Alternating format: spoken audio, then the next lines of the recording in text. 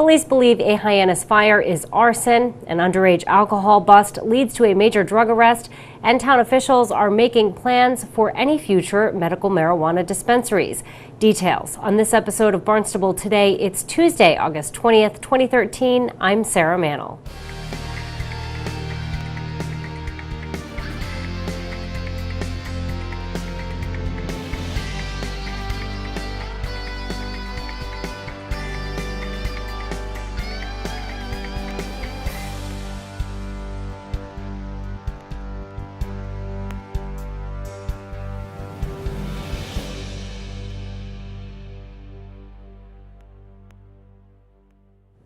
A fire started early Sunday morning in a duplex at 50 Fresh Holes Road. Police Chief Paul McDonald says the fire displaced one tenant. Sometime during the evening, someone had put either a mattress or a box spring up against the rear of the building to set the box spring on fire. The fire eventually got up into the eaves, into the roof area of the building, and the house had to be evacuated. Of course, 50 Fresh Holes Road is part of town where we have multiple duplexes in there. This is a duplex. One half of the duplex was a complete and total loss. The other one is still livable. So. McDonald says the department considers the fire suspicious and they are treating it as arson. Judging by the description you gave of how the fire started, it does not seem like this was an accident, Chief. We are treating it as an arson. We are talking to a number of individuals in the area of Fresh Holes, Herrenbach, and Quaker Road.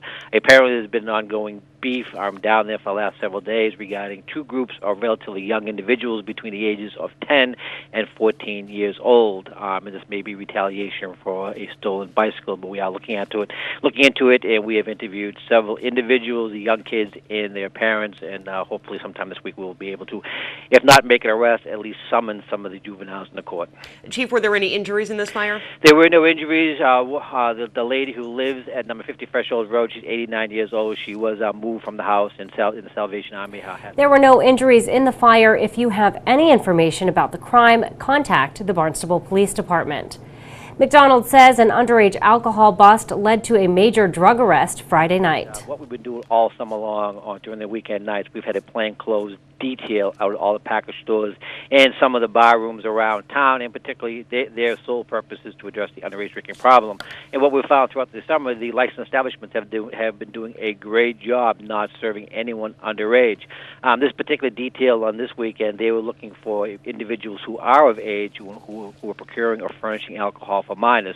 And that particular night in front of the highest package stores, two officers were just literally sitting on a curbing outside the package store and just watching the coming and goings of everyone in the general area. A vehicle pulled in with three individuals in it. There was a young girl in the back seat who was obviously underage, and she was obviously drinking from some type of alcohol in the back seat. The officers approached the vehicle, they identified themselves, they asked for ID from everybody in the vehicle. One gentleman in the vehicle on the passenger side of the vehicle jumped out of the vehicle. He took off running. A foot pursuit ensued. The individual was subsequently tackled and arrested at the Melody Tent parking lot. And while he was being searched and identified, the officer found 72 grams of heroin in his possession, which is a huge amount of heroin, the street value of approximately $10,000. The three individuals that were arrested was Timothy Beck. He was 20 years old. He was in possession of the heroin.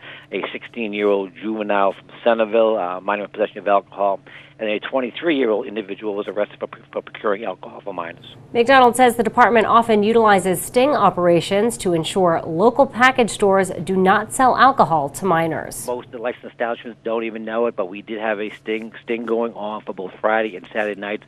We had two individuals who were 20 years of age working with the police department and two police officers, and they covered approximately 100 licensed establishments, and not one of them served alcohol to the minors.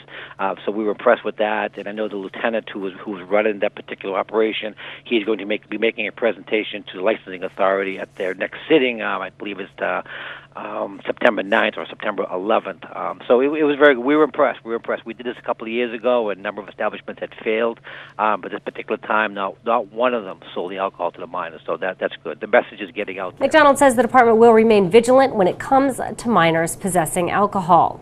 Barnstable police now have access to the town's shooting range, even though it is not currently open to residents. McDonald said it is important for officers to have practice time at a range. Part of our policy and procedures, the police department, everyone in the police department has to qualify with their firearms at least once a year, and that's including your pistol, your shotgun, and your patrol rifle. But among the other things, we also have a very active SWAT team within our own department and the regional SWAT team, and they too will be able to use the range a couple times coming up this month and next month. And hopefully we'll have this all resolved and the range will be open to the public sometime around October. McDonald says the range is great for officers at the department. The Growth Management Department presented 5 traffic improvement plans to Marston's Mills residents last week. The goal of the redevelopment project is to make the village center safer for drivers and pedestrians. Director Joanne Miller-Buntich says resident input is important to the project. The consultant, McMahon Associates in Horsley and Witten, brought the group through all of them, even the ones that may not be feasible, but we wanted the village to know that we looked at everything. And there was a great unanimity on the 2 alternative designs. They're very close, actually, in design standards and the way they look and the way they function. So we got a really good direction. We'll huddle back together and get back out to the village with a final concept later on in the fall. Buntich says all of the plans being considered utilize subtle changes to connect the village center. Unlike the other villages, Marston's Mills Village Center is not as cohesive as it could be. They have their main street and then their little commercial district. They're separated by a big hill.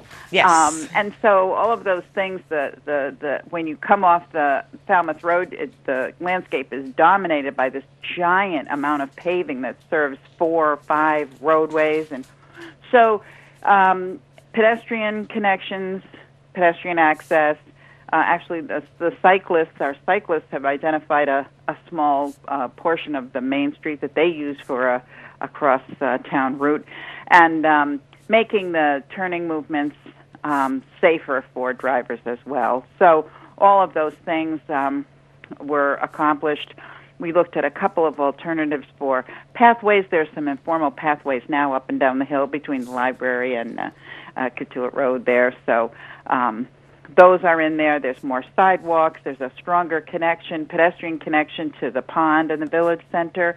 But what we really concentrated on was shrinking pavement as much as possible and creating large concentrations of green space. So when you drove in, you were greeted by a village center setting. And I think the village and we thought that the design accomplished that. Buntich says the town is also looking towards the future and beginning to lay out town regulations for any future medical marijuana dispensaries. We immediately, before Department of Public Health promulgated their regulations so we would actually know sort of what that medical marijuana business would look like, developed the zoning overlay district, so sending the message to everybody that Barnstable is going to regulate this business. You can't go wherever you want. And at the same time, we set on a moratorium so we could look at the issue, wait for the Department of Public Health to issue its regulations and so on and so forth. So during that period of time, the town attorney and I have been conducting a study. We've been looking at study material, in which there's some, but there's not a lot, looking at what other states are doing. And some states have parallels to the Massachusetts law. Some, like Colorado, like California, really are not anywhere near the same as what Massachusetts has chosen to do. And we've talked to stakeholders, people in the healthcare industry, business organizations, addiction support community, proponents, potential proponents. The list goes on and on. I'm missing some here. And so next Monday, we will be going to the planning board for a workshop to bring them up to speed on what we've been doing and where we are and what next steps are. The Planning Board workshop will be held Monday, August 26th at 7 p.m. in the Town Hall hearing room. That meeting is open to the public. The Department of Public Works will be paving on Oak Street tomorrow and Thursday. The paving work will take place from the Route 6 overpass to about 200 feet south of Moco Road. Access to this area will be limited to emergency vehicles and Oak Street residents only. The work will take place from 7 a.m. to 5 p.m. both days. Motorists are encouraged to avoid the area. Drivers can use the service road, Route 132 and Route 149 as alternate routes. For Barnstable Today, I'm Sarah Mannel.